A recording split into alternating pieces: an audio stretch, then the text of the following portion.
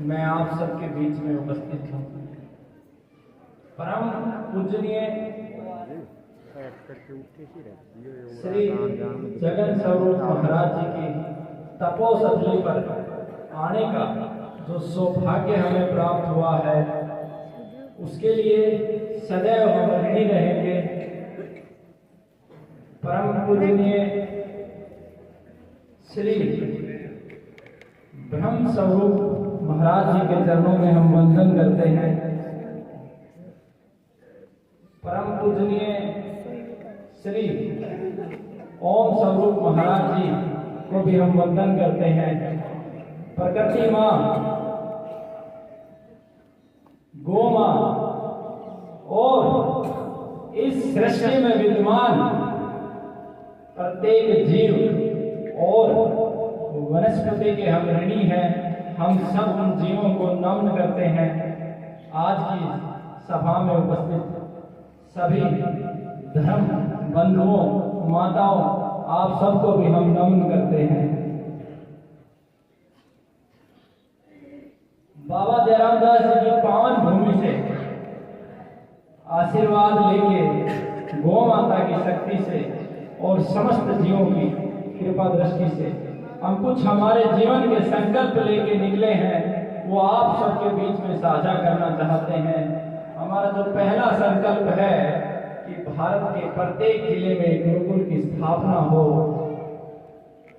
गो हत्या मुक्त भारत बने और गो प्रेम युक्त संसार बने, ये हमारा एक संकल्प है। इस राष्ट्र की सबसे बड़ी धन संपदा हमारे बुजुर्ग हैं और आज वो वृद्ध आश्रमों में हैं। उन सबको सम्मान मिले और उनके अनुभव से हम हमारे संकल्प पूरा करें, वो हमारा एक संकल्प है। इस देश में आज भी रोडों पर बच्चे भीख मांगते हुए आपको दिखाई देंगे। उन बच्चों को अच्छी शिक्षा संस्कार मिले, गरीब अनाथ बेसहारा बच्चा को शिक्षा भी मिले, संस्कार भी मिले, ये एक हमारा संकल्प है। वेदों में, शास्त्रों में और जीवन के हर क्षण में जो अनुभव होता है कि धरती हमारी माँ है, प्रकृति हमारी माँ है, जहर मुक्त जल जमीन वायु आकाश बने, ये एक हमारा संकल्प है। आज हम शरीर से तो आजाद हैं और इस आजादी के लिए ना जाने कितने हमारे पूर्वजों ने बलिदान दिया। उस बलिदान को, उनके सपनों को पूरा करना, आज हम मानसिक रूप से गुलाम हैं, इस गुलामी को मिटाना, ये एक हमारा संकल्प है। आज मैं आपके बीच में एक छोटी सी गो कथा प्रस्तुत करूंगा और ये गो कथा किसी शास्त्र में नहीं लिखी हुई है। ये मेरे जीवन की, जो मैंने पिछले 5 वर्षों में महाराज जी अनुभव किया, वो प्रत्येक क्षण उस गो कथा के माध्यम से आप तक पहुंचाने का प्रयास करूंगा। रात्रि में आने का मेरा विचार था, लेकिन गौ माता की कृपा से हम नहीं आ पाए, तो हमने सोचा कि सुबह सुबह चलेंगे गौ माता के दर्शन करके। और रात्रि में लगभग 10:30-11 बजे जब हम सोए तो हमने हमारे मन में सोचा कि गौ माता के दर्शन करके हम अगली यात्रा के लिए बढ़ेंगे। ये बच्चे गुरुकुल के कुछ आपके बीच में हैं। जिस समय जब हम सुबह उठे, हमारी गौशाला पहले है और अंदर गुरुकुल है जहाँ पे हम सोते हैं, तो जब हम उठे तो चारों तरफ से गौशालाएं बंद हैं, लोहे के एंगल लगे हुए हैं। उसके बावजूद भी मेरी गौ माता मेरे कष्ट के बाहर खड़ी थी। ये हमारे जीवन का साक्षात एक दर्शन है। ये बच्चे विद्वान है, साक्षात सब कहाँ से निकल के आई, कहाँ से आई मुझे नहीं पता। और जब मैंने यात्रा की तो पूरी यात्रा में मुझे 13 स्थानों पर गौ माता के दर्शन किए। ये हमारा जब मैं हमारे साथी के साथ गाड़ी से उतरा, उस समय भी मुझे चारों तरफ गौ माता ही गौ माता दिखाई दे रही थी। बल्कि मैं यूं कहूँ जहाँ भी मैं देख रहा हूँ आज मुझे चारों तरफ गोमाता ही गोमाता दिखाई दे रही है, क्योंकि इस सृष्टि की दाता ही गोमाता है। सतयुग में कहा जाता था कि मनुष्य के दो सुख हैं, तन का सुख और मन का सुख। और आज के स्वार्थ युग में मुझे महसूस होता है कि इस मनुष्य के तीन सुख हैं, तन का सुख, मन का सुख और धन का सुख। और इन तीनों सुखों की दाता हमारी गौ माता है। मैंने अपने जीवन में अनुभव किया है, इन तीनों सुखों की अगर कोई दाता इस सृष्टि में है तो वो गौ माता है। जहां जहां गौ माता रहती है वहां वहां ज्ञान की नदियां बहती हैं। हम बात करते हैं पहले सुख की, तन के सुख की। तन का सुख मतलब हमारा शरीर सुखी, यानी कि पहला सुख निरोगी काया। अगर किसी के शरीर में एक छोटा सा भी विकार है तो भी वो व्यक्ति सुखी नहीं हो सकता। किसी को सर दर्द भी है तो भी वो कभी सुखी नहीं हो सकता। किसी को जुकाम भी है, खांसी भी है, बुखार भी है तो कभी सुखी नहीं हो सकता। तो जो पहला तन का सुख है, उस सुख की क्या स्थिति है हमारे देश की, मैं इस पे चर्चा करूंगा इस गौ कथा के माध्यम से। क्यों ये स्थिति है इस पे भी हम चर्चा करेंगे। आज हमारे देश की आबादी लगभग 130 करोड़ है और उस 130 करोड़ की आबादी में अगर मैं बीमारियों की बात करूं तो लगभग 26 करोड़ रोगी लीवर संबंधित बीमारियों के हैं, जो हमारे शरीर का प्रमुख अंग है। और मेरा खुद का आंकड़ा नहीं है, ये भारत के बड़े बड़े जो मीडिया कर्मी है, पत्रकार है, न्यूज़पेपर, उनका आंकड़ा है 26 करोड़। और अगर मैं बात करूं लीवर के बाद जो सबसे बड़ा अंग माना जाता है किडनी, 13 करोड़ से अधिक किडनी के रोगी हैं। 7 करोड़ और 20 लाख रोगी शुगर के इस देश में है। ये WHO का आंकड़ा है। पूरे विश्व में 5 अगर रोगी हैं तो उसमें से 1 रोगी शुगर का भारत में। 20 करोड़ से अधिक जोड़ों के दर्द के रोगी इस राष्ट्र में। आप खुद से सोचो, 20 करोड़ से अधिक माताएं बहनों की जो समस्याएं हैं, 15 करोड़ से ज्यादा रोगी हैं। 3 करोड़ से अधिक दमा अस्थमा के रोगी हैं। 50,000 हर माह लोगों के प्राण चले जाते हैं। हार्ट हमारे शरीर का सबसे प्रमुख अंग है। 10 करोड़ से अधिक हार्ट के रोग इस देश में हैं। और मृत्यु का पूरे विश्व में सबसे बड़ा कारण हार्ट है। कैंसर की बात करूं, बात नहीं करता हूं, मेरी भारत भूमि में कैंसर की वजह से। ये तो मैंने कुछ बीमारियां बताई हैं। अगर आप कल्पना करोगे तो शायद ही कोई व्यक्ति बचा होगा जिसको तन का सुख मिल रहा होगा।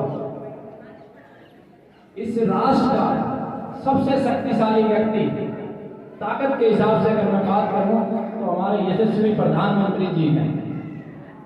सबसे ताकतवर होने के बाद भी उनको तन का सुख प्राप्त नहीं है। अगर तन का सुख प्राप्त होता तो 2-2 वैक्सीन क्यों लगवानी पड़ती? क्यों लगवानी पड़ती? इस देश के स्वास्थ्य की जो रक्षा कर रहे हैं स्वास्थ्य मंत्री, उनको भी तन का सुख नहीं है, उनको भी वैक्सीन लगवानी पड़ रही है। क्यों? ये प्रश्न हमारे मन में बार बार उठता है और आपके मन में भी उठना चाहिए।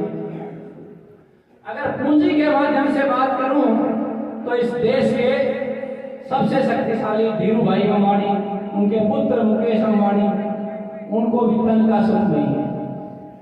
तो जब तन का सुख हम पैसे से नहीं ले सकते, तन का सुख हम ताकत से नहीं ले सकते, तो फिर क्या करें? इस तन के सुख को गौ माता आपको दे सकती। और आज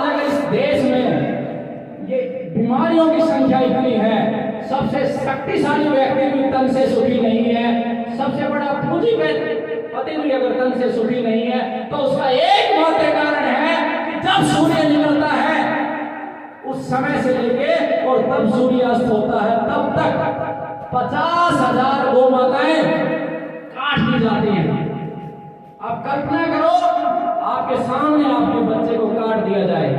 इस देश में बड़े बड़े बुजुर्ग खाते हैं और किस बेरहमी से काटा जाता है उन गौ माताओं को, उन बच्चों को, आप कल्पना भी नहीं कर सकते।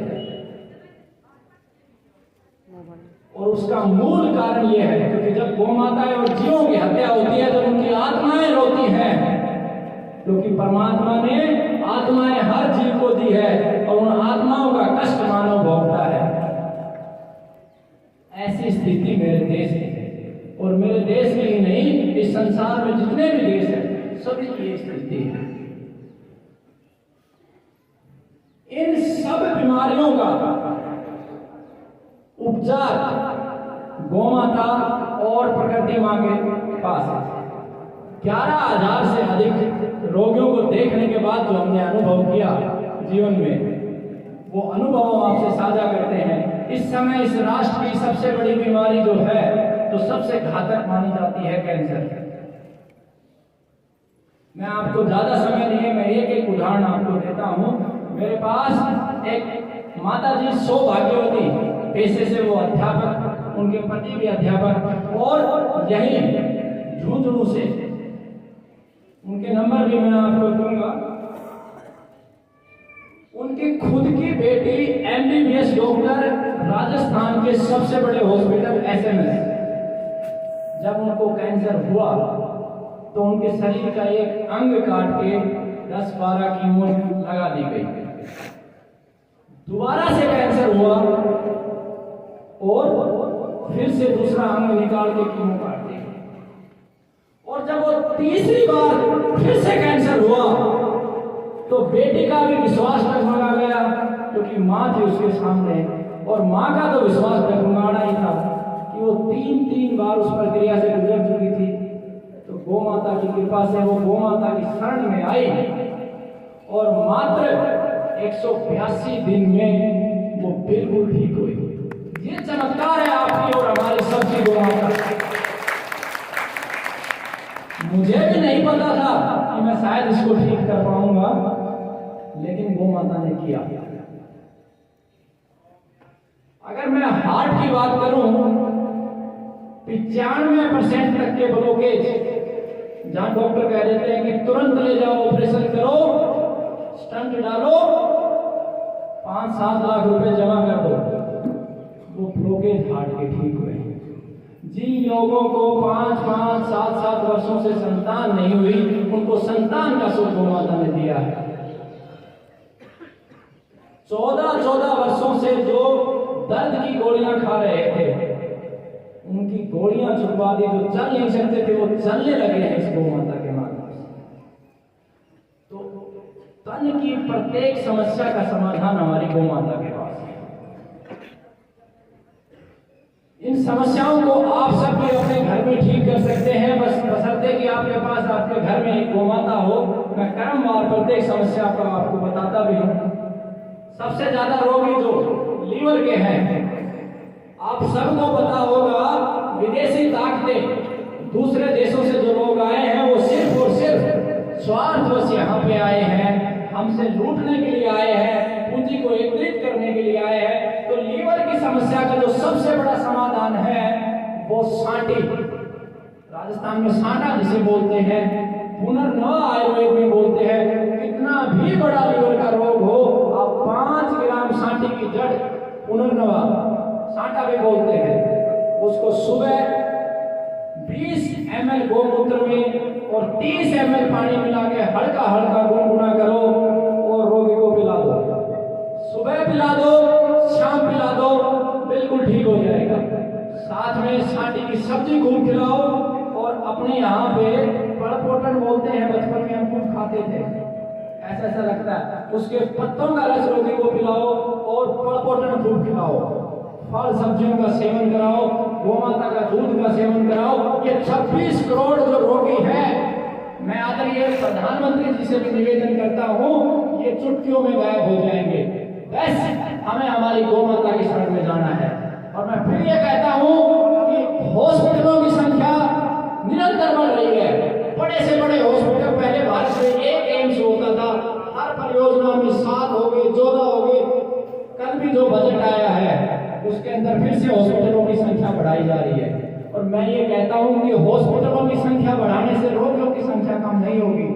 अगर देश का प्रधानमंत्री पूरे विश्व के डॉक्टरों को भी इकट्ठा करके भारत में ले आए, तब भी रोगियों की संख्या बढ़ेगी और तब तक बढ़ती रहेगी जब तक गौ माता कटती रहेगी। और जिस दिन प्रधानमंत्री ने यह निर्णय ले लिया कि मेरी अंतिम सांस तक गौ माता नहीं कटने दूंगा, गौ माता की हत्या भारत में नहीं होगी, उस दिन कोई दुखी देश में नहीं। 26 करोड़ रोगी गौ माता की माध्यम से चुटकी में ठीक किए जा सकते हैं। जो भारत के ऊपर बोझ है, जो अरबों खरबों की दवा हम इंपोर्ट करते हैं विदेशों से, वो चुटकियों में खत्म हो जाएगी गौ माता और प्रकृति माँ की कृपा से। किडनी के जितने भी रोगी हैं, 13 करोड़ से ज्यादा रोगी हैं आपके, लगभग पूरे राजस्थान में, पूरे हरियाणा में भरपूर मात्रा में वो औषधि होती है जिसे हम हमारी लोकल भाषा में तो भांकड़ी बोलते हैं, और आयुर्वेद में उसे छोटा गोखरू बोलते हैं। एक बड़ा गोखरू होता है जो पौधे के रूप में होता है, और भांकड़ी जो जमीन पे फैलती है। आप भांकड़ी के कांटे सिर्फ 5 ग्राम सुबह और शाम रोगी को दीजिए, बिल्कुल ठीक हो जाएगा।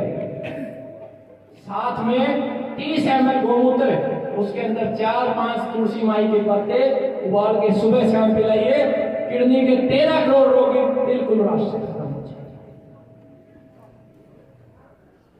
हार्ट की समस्या, जैसे हार्ट अटैक आता है वैसे ही घर में समस्याएं शुरू हो जाती हैं। सोचो 5-6 लाख रुपए जो आपने इकट्ठे किए वो तुरंत आपने खर्च कर दिए। जिस घर में गौ माता का दूध, गोमूत्र और लस्सी का इस्तेमाल होगा, वह 90% हार्ट अटैक आ ही नहीं सकता। जब भारत में घी के मटके भरे हुए रखे होते थे, ऐसा कोई घर नहीं था जिसके घर में घी का मटका ना हो। आज तो सब दुकानों पे जा रहे हैं, तो हार्ट की समस्या ही नहीं होगी अगर आपके घर में गौ माता है। अगर हो भी जाए तो मैं आपको 3 चीजें बताता हूँ। एक औषधि परमात्मा ने दी है जिसका नाम है अर्जुन, और दूसरी औषधि परमात्मा ने दी है जिसका नाम है तुलसी।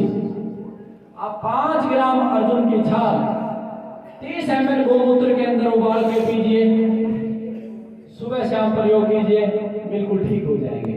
और तुलसी के जो पत्ते हैं वो गौ माता का जो दही है उसके अंदर डाल के दीजिए, बिल्कुल ठीक हो जाएंगे। साथ में प्रकृति माँ ने लौकी घिया जिसे बोलते हैं, उसके घिया के जूस में 10 पत्ते पुदीने के, 10 पत्ते तुलसी के और 4 काली मिर्च डाल के जूस पिलाइए। और जहां लौकी ना मिले वहां पे पेठा दीजिए, पेठा जो सफेद पेठा जिसकी मिठाई बनती है। आप पाओगे 3 से 4 महीने में उसकी 95% तक की जो ब्लॉकेज है वो बिल्कुल ठीक मिलेगी। गेहूं और चावल छुड़वा देना, फल सब्जियों का ज्यादा से ज्यादा प्रयोग करवाना, और जहां दूध की बात, दही की बात, लस्सी की बात और घृत की बात आएगी वही गौ माता, सिर्फ गौ माता, उसका आप प्रयोग करवा देना, बिल्कुल ठीक हो जाएगा।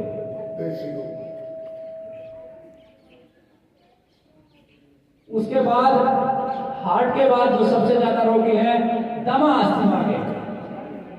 दमा अस्थमा में अगर सबसे अच्छा कुछ काम करता है तो वो काम करता है गोमूत्र। दमा अस्थमा के रोगी को गोमूत्र की मात्रा सर्दी में 70 ml तक लेनी चाहिए, और उसमें 10-12 तुलसी के पत्ते उबाल ले, सुबह ले, शाम ले, और साथ में घर में एक दम बेल लगा लें और उसका एक पत्ता रोजाना रोगी को दें, बिल्कुल ठीक हो जाएगा। और चाय के स्थान पर एक पीपल का पत्ता पानी में गुनगुना करके उबाल के पिए तो दमा अस्थमा का रोगी भी ठीक हो जाएगा। माताओं बहनों को एक समस्या होती है, संकोच बस बताती नहीं है, वाइट डिस्चार्ज की, लुकोरिया की, और वो इतनी बड़ी समस्या इस राष्ट्र की है कि माताओं बहनों की ऊर्जा उस समस्या के साथ साथ नष्ट होती जाती है। कमर का दर्द, पीठ का दर्द, सब उस समस्या की वजह से होता है। शरीर का ओज समाप्त हो जाता है उस समस्या की वजह से। संतान भी ताकतवर नहीं होती है, बुद्धिमान नहीं होती है। उसका समाधान भी गौ माता के पास है। आपको जो मंदिर में हम नारियल चढ़ाते हैं उसके ऊपर का छिलका आपको लेना है और उस छिलके के वो एक देसी कपूर लेके आप किसी बर्तन में देसी कपूर ले और उसको अग्नि दें और उस छिलके के ऊपर ले आए उस अग्नि को। धीरे धीरे वो जल जाएगा और उसकी राख रूपी, जिसे आयुर्वेद में भस्म कहते हैं, उसकी एक चम्मच सुबह सुबह देसी गौ माता की लस्सी में प्रयोग करवाओ और साथ में एक केले के अंदर चने के दाने के बराबर देसी कपूर दो। ये समस्या जड़ से समाप्त हो जाएगी। लेकिन गरम और तली हुई चीजें और चाय रूपी जो जहर हमने पीना शुरू किया है वो आपको बंद है। ये समस्या भी आपकी ठीक हो जाएगी। कैंसर जो बहुत बड़ी समस्या बनी हुई है, सभी के लिए बनी हुई है, उसको भी गौ माता के माध्यम से आसानी से ठीक किया जा सकता है। अभी एक MBBS डॉक्टर ने, डॉक्टर मनोज मित्तल, उन्होंने गौ माता का गोबर का रस पिया था और गौमूत्र पिया था। तो जो हमारी पूंजी से, हमारी पसीने की कमाई से जो ये बड़े बड़े टेलीविजन चलते हैं, उन्होंने ये बोला कि ये व्यक्ति समाज को अंधकार में लेके जा रहा है। आज तक रूपी टेलीविजन और बहुत सारे चैनल टॉप, उन्होंने बोला ये व्यक्ति समाज को अंधकार में लेके जा रहा है, इसकी डिग्री रद्द करो।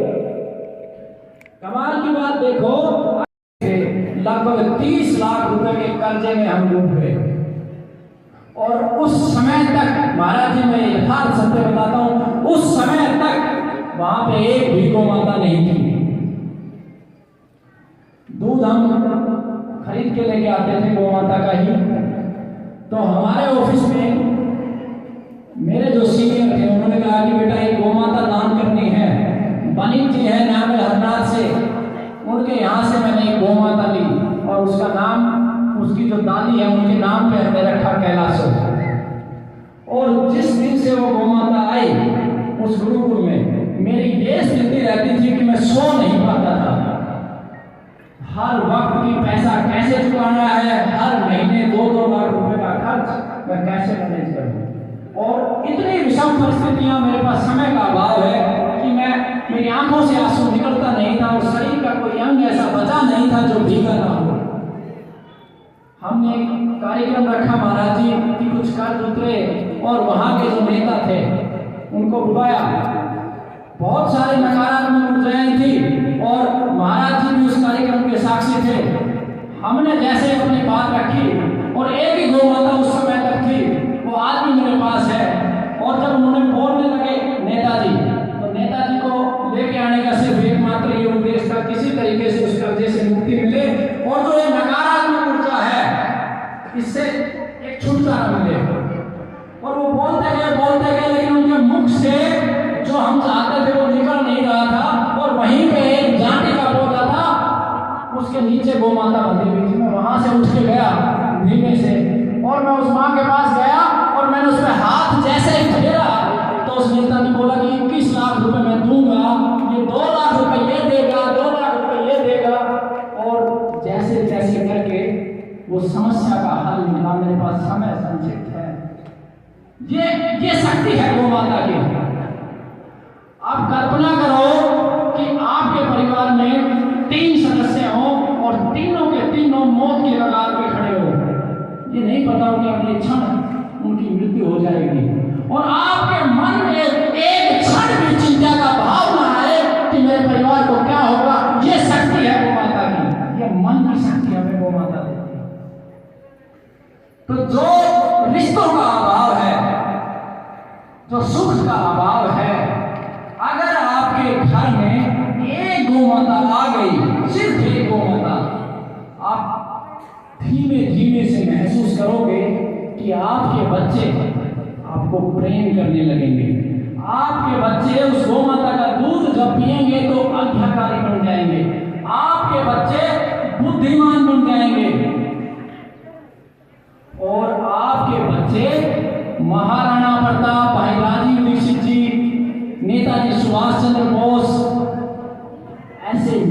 पुरुष तैयार होंगे जब वो गौ माता आपके घर में आएगी।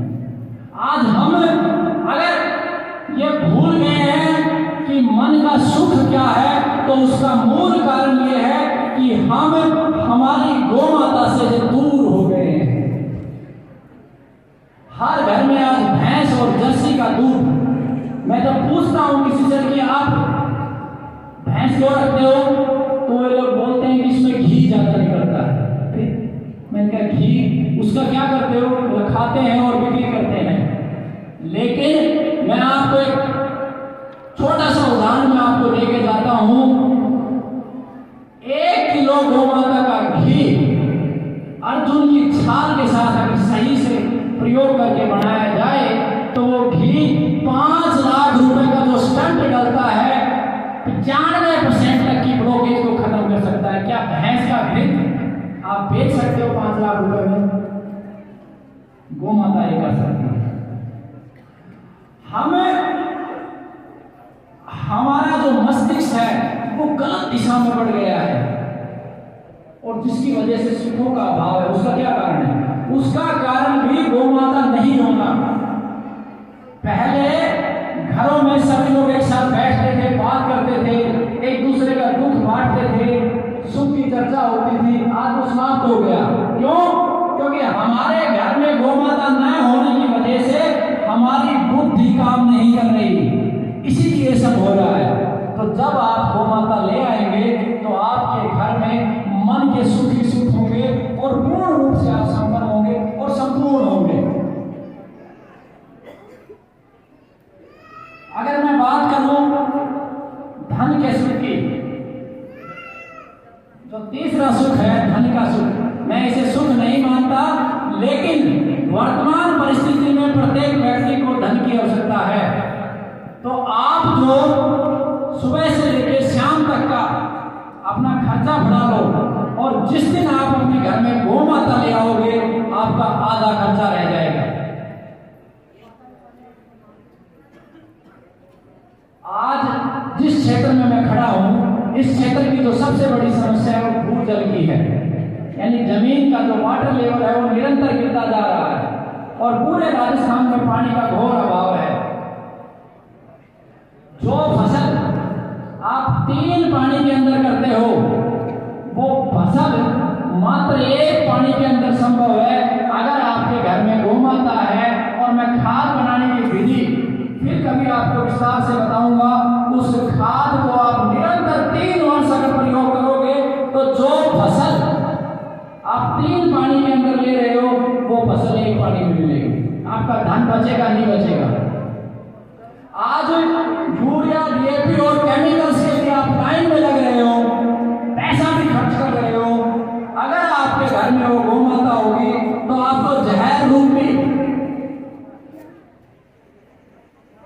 जो यूरिया, डीएपी और केमिकल डालना पड़ रहा है वो तो धर्म के विरुद्ध है। जो धर्म नहीं है, धर्म में पाप है, उस पाप से आपको मुक्ति मिलेगी। और जो पैसा आपका यूरिया, डीएपी और केमिकल्स के रूप में लग रहा है वो पैसा आपका बचेगा। तो ये धन का सुख इससे मिलेगा। और जो लगभग मेरा जो अध्ययन है, लगभग प्रत्येक परिवार का 30% पैसा बीमारियों के रूप में जाता है। जिस दिन आप गौ माता घर में लेके आएंगे उसी दिन आपका वो 30% जो लागत है वो धीरे धीरे धीरे कम हो जाएगी। एक माता पिता अपनी संतान को पढ़ाता है, सिखाता है, संस्कार देता है और अंतिम समय पे उसका माता पिता का जो सबसे बड़ा सुख होता है वो संतान का आपस में प्रेम है। आप खुद से कल्पना करो 70-80 वर्ष पहले जब भारत के प्रत्येक घर में गौ माताएं होती थी तो संयुक्त परिवार होते थे। क्या होते थे? संयुक्त परिवार होते थे। ताऊ, चाचा सब साथ रहते थे और माता पिता के अंतिम संस्कार तक उसकी सभी संतान एक मुट्ठी बन के रहती थी। रहती थी नहीं रहती थी? और आप सभी माताएं बहनें बैठी हैं यहाँ पे, आप खुद कल्पना करो क्या माँ बाप को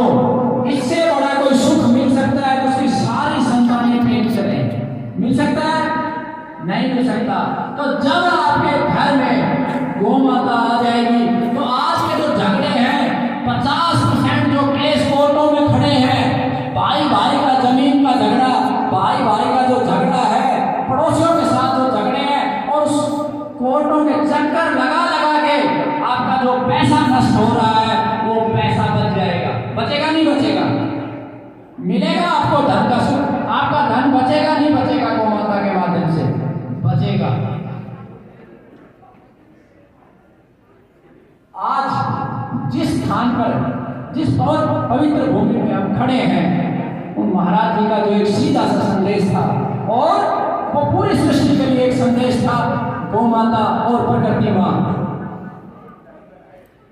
आप ठीक आज से 15 वर्ष के बाद अगर आज हम नहीं जागे, मैं आपको एक बात कह के जाता हूं, अगर आज हम नहीं जागे तो ठीक 15 से 20 वर्षों के बाद आप देखोगे कि भारत में एक भी घर मुझे दिखा देना जिसमें कैंसर का रोगी ना हो। एक भी घर। इसकी पूरी तैयारी पूंजीपतियों ने कर ली है।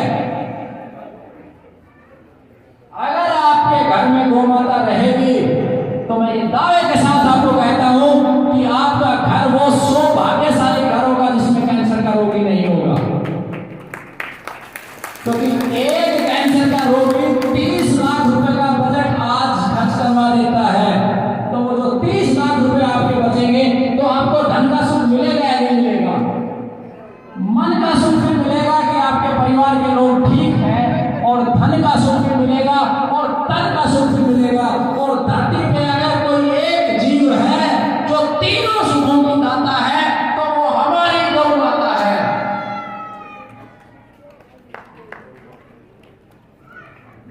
आप इस पावन दिन के अवसर पर सिर्फ 3 संकल्प ले लो, गौ माता को बचाने का, बीज को बचाने का और ज्ञान को फैलाने का। तो निश्चित रूप से जो विकट परिस्थितियां आनी है अगले 6-7 वर्षों में, जो तैयारियां चल रही हैं, अभी जो आपको टीके का दौर चल रहा है कि एक टीका आपको लगाया, दूसरा लगाया, अब तीसरे की तैयारी होगी, फिर चौथे की तैयारी होगी, बूस्टर डोज लगेंगे और उसके बाद आपको एक चिप लग जाएगी जो ये पूरे आपके मस्तिष्क को कंट्रोल करेगी। और उसके बाद धीरे धीरे आप देखोगे कि आज जो हम सोच पा रहे हैं, निर्णय ले पा रहे हैं, सही गलत का आकलन कर पा रहे हैं, वो क्षमता मनुष्य की समाप्त हो जाएगी। मनुष्य को मात्र रोबोट की तरह इस्तेमाल करने का पूरा षड्यंत्र चल रहा है। और अगर इस षड्यंत्र से बाहर कोई निकाल सकता है इस पूरी प्रकृति में तो वो गौ माता है। मैं आपके सामने खड़ा हूं, पूरे कोरोना काल में लगभग 300 से 400 लोगों को हर रविवार को और भारत के पूरे प्रदेशों से और बीमार लोगों के साथ इसी प्रकार से बिना किसी मास्क के रहता था।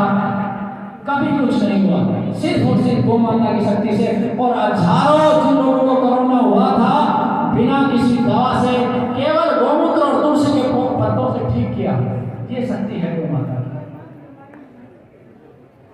एक बहुत बड़ा षड्यंत्र इस राष्ट्र में प्रारंभ हो गया है कि जो बीज परमात्मा ने बनाए थे पहले उनको हाइब्रिड किया गया था और अब उन बीजों को जीएम सीड्स के नाम पे लागू किया जा रहा है। और धीरे धीरे देखते देखते अगले 16-17 वर्षों में बीज समाप्त हो जाएंगे। यानी कि जो तुलसी का पौधा आप घर में लगाते हो उसी तुलसी के पौधे से जब बीज तो आएंगे, लेकिन उस बीज को आप मिट्टी में डालोगे तो तुलसी नहीं उगेगी। जब आप चने के बीज को मिट्टी में डालोगे तो चने का पौधा नहीं उगेगा। नीम की निगोड़ी को जब आप मिट्टी में डालोगे तो नीम नहीं उगेगा। ऐसा दानव रूपी बीज विज्ञान के नाम पर जीएम सीड्स के रूप में 5 बीज दिया जा रहा है। दुख इस बात का नहीं है कि बार बार हमें बीज खरीदना पड़ेगा। इस बात का दुख नहीं है कि उस बीज के माध्यम से पूंजीपति लोग पैसा कमाएंगे। इस बात का दुख नहीं है। दुख इस बात का है कि उस बीज को जब धरती मां में हम डालेंगे, उस बीज से जो पौधा उगेगा वो अप्राकृतिक होगा। जब उसके फूल के ऊपर मधुमक्खी बैठेगी तो उसकी पूरी आने वाली पीढ़ियां नष्ट हो जाएगी और उस बीज से अन्न भोजन तैयार होगा। तो आपके घर घर में कैंसर के रोगी तैयार होंगे और संतान उत्पन्न करने की क्षमता नहीं रहेगी। ये विकट परिस्थिति आएगी। आज मैं देखता हूं कि कितना स्वार्थी मनुष्य हो गया है कि वो गोमाता को तो रखता है, उसका दूध भी पीता है, और जब 6, 7, 8 महीने के बाद उस बछड़े को, जो शक्ति का प्रतीक है, नंदी महाराज को रोड पे छोड़ देते हैं। और बछड़ा कितना खा सकता है? एक दिन में 20 रुपए, 30 रुपए और 30 रुपए से ज्यादा के कुरकुरे हम बच्चों को खिला देते हैं। और फिर हम परमात्मा के पास मंदिर में जाते हैं और कहते हैं, हे परमात्मा हमें सुख देना। और जिस समय वो बछड़ा बूचड़ खाने में कट रहा होता है, उस समय वो याद कर रहा होता है कि मेरी माँ का जो मेरे हिस्से का दूध था, मेरी माँ ने आपको अपने पुत्र समझ के वो दूध पिलाया और आपने स्वार्थवश मुझे कटने के लिए छोड़ दिया। तो क्या हमें धर्म मिलेगा? क्या हमें सुख मिलेगा? ये सवाल मैं आपके बीच में छोड़ के जाता हूं। और ये वही बछड़ा जिस समय ये पूरी सृष्टि बांझ होगी, उस समय ये शक्ति का प्रतीक, ऊर्जा का प्रतीक, ये नंदी महाराज आपको संतान उत्पन्न करने की क्षमता देगा और आज भी दे रहा है। जिन लोगों को संतान उत्पन्न करने की क्षमता जब समाप्त हो जाती है, तो हम नंदी महाराज का मूत्र सहजन के पत्तों में देते हैं, तो उसका जो शक्ति है, जो पुरुषार्थ है, वो पुनः खड़ा हो जाता है और वो संतान उत्पन्न करने की क्षमता में आता है। तो ये एक हमारे मन की पीड़ा है और हमारा एक संकल्प भी है कि आने वाले 16 वर्षों में आप सबके सहयोग से एक भी बछड़ा हम रोड पे नहीं छोड़ेंगे। हमारे पास होगा, अगर 16 वर्षों तक हमारी सांसें चली तो एक भी बछड़ों को हम छोड़ेंगे नहीं। तो ये कुछ संकट थे जो आने वाले घड़ी के थे और वर्तमान भी संकट है। आप देखोगे तो फर्टिलिटी सेंटर बन गए हैं जहां पे टेस्ट ट्यूब बेबी तैयार हो रहे हैं। 10-10 लाख रुपए खर्च करके हम बच्चों को जन्म देने के लिए जाते हैं और आपके सामने साक्षात उदाहरण है। आज जन्म भी हॉस्पिटल में हो रहा है और मरण भी हॉस्पिटल में हो रहा है और 50% से अधिक लोगों को सिजेरियन किया जा रहा है, जिससे क्षमता भी कम होती है। जबकि गौ माता के गोबर का रस गौमूत्र में निचोड़ के अगर 1 चम्मच उसी समय दे दी जाए, जिस समय संतान की उत्पत्ति होनी होती है, तो सामान्य डिलीवरी हो जाती है। इतनी अद्भुत क्षमताएं हमारी गौ माता के पास है। तो मैं आप सबसे एक विनम्र निवेदन करता हूं कि इस सृष्टि की जितने भी समस्याएं हैं, उन सब का समाधान सिर्फ गौ माता के पास है।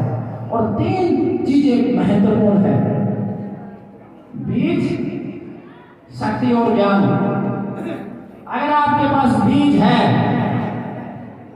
और शक्ति भी है लेकिन ज्ञान नहीं है, तो ठीक इन दुष्टों की तरह आप विनाश कर दोगे।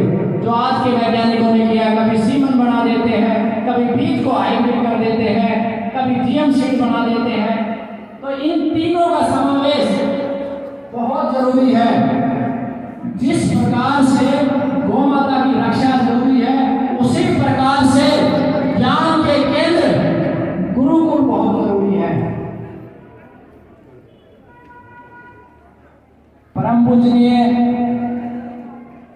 ब्रह्म स्वरूप महाराज जी के चरणों में और आप सभी क्षेत्र से जो एकत्रित हुए हैं, उन सबसे मैं हाथ जोड़ के निवेदन पूर्वक एक दक्षिणा चाहता हूं। मैं इस संकल्प के साथ निकला हूं कि भारत के प्रत्येक जिले में गुरुकुल की स्थापना हो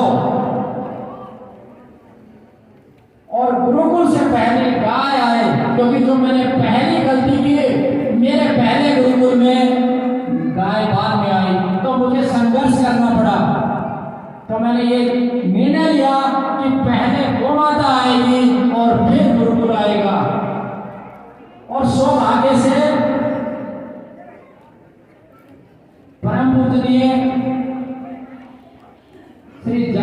स्वरूप जी की एक तपोसली में शुद्ध हरियाणा नस्ल की बहुत सारी गौ माताएं हैं। महाराज जी के आशीर्वाद से और आप सबकी शक्ति और ऊर्जा प्रेम से मैं एक दक्षिणा के रूप में आज आपसे एक गुरुकुल का निवेदन करना चाहता हूं। अगर आप साथ हो तो यहाँ पे एक भव्य गुरुकुल का निर्माण किया जा सकता है। और मैं आपको एक वचन देके जाता हूँ, उस गुरुकुल में जो भी बच्चा पढ़ेगा वो स्कूल में पढ़ने वाले बच्चे से हर तरीके से ज्यादा मजबूत होगा। तन से भी मजबूत होगा, मन से भी मजबूत होगा और धन से भी मजबूत होगा।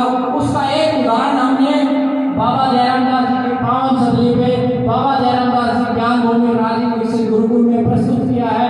मात्र 2 वर्षों में भारत का वो पहला स्वावलंबी गुरुकुल है।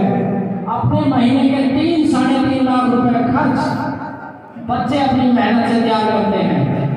तो मैं ये निवेदन आप सबसे महाराज जी से पावन चरणों में करता हूँ कि यहाँ पर भी, क्योंकि महाराज जी आप हो यहाँ पे,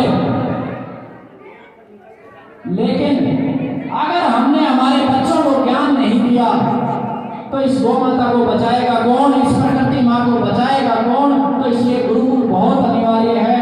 तो अंत में मैं आप सबसे चाहता हूँ कि आप इस कार्य में क्या सहयोग करेंगे। एक बार आपको अगर उचित लगे तो एक बार हाथ खड़े करके आप ये सहयोग के लिए एक शक्ति के रूप में यहाँ पे गुरुकुल स्थापित हो। महाराज जी के आशीर्वाद से, महाराज जी के मार्गदर्शन में दोनों हाथ खड़े करके एक बार शक्ति के रूप में सहयोग दे। एक बार सभी लोग जो चाहते हैं कि यहाँ पे गुरुकुल की स्थापना हो तो जरूर, संख्या बहुत कम है। शरणदेव गौ माता की, भारत माता की, प्रकृति माँ की। आप सबने आशीर्वाद दिया, सहयोग दिया, ध्यानपूर्वक सुना, उसके लिए सदैव हम आपके ऋणी होंगे। और गुरुकुल के लिए भी जो आपने समर्थन दिया उसके लिए भी हम सदैव आपके ऋणी रहेंगे। हमारी किसी वाणी से आपको ठेस पहुंची, चोट पहुंची तो हम आपसे क्षमा चाहते हैं। वंदे मातरम, जय भारत, जय गौ माता। बहुत बहुत धन्यवाद।